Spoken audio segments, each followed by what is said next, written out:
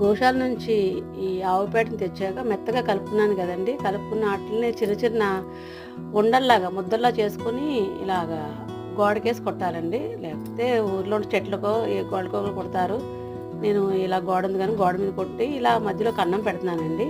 ఇది ఆంధ్రప్రదేశ్‌లో ఎక్కువగా భోగి పిడకలు చేస్తా ఉంటారండి. ముఖ్యంగా గోదావరి జిల్లా వాళ్ళు ఎక్కువగా ఈ భోగి పిడకలు చేస్తా ఉంటారు.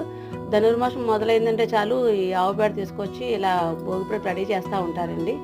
ఇంకా ఈ భోగి పిడకల్లో కూడా రకాలుంటాయి. ఈ భోగి పిడకలో రకాలేంటంటే ఈ చిన్న పిడకలతో పాటు అరటిపండు అని చేస్తారండి. అరటిపండు అనేసి పొడవుగా చేస్తారు. దీనికి 3 కన్నాలు పెడతారన్నమాట. ఈ 3 కన్నాల మధ్య కన్నంలోనే పురుకోస గుచ్చుతారు. ఒక ఇంకా అమ్మల ముద్ద అంటారు. అంటే అరిసెలా చేస్తారు. దీనికి 5 కన్నాలుంటాయి. మధ్య కన్నంలోంచి ఇలాగా దండ గుచ్చి ప్రతి దండకి అరటిపండు, అమ్మల ముద్ద ఈ భోగి పిడకలు గుచ్చేస్తా ఉంటారు. ఎవరెంత పెద్ద దండ గుచ్చేస్తే అంత గొప్పండి ఈ ఊర్లోను. ఏదైనా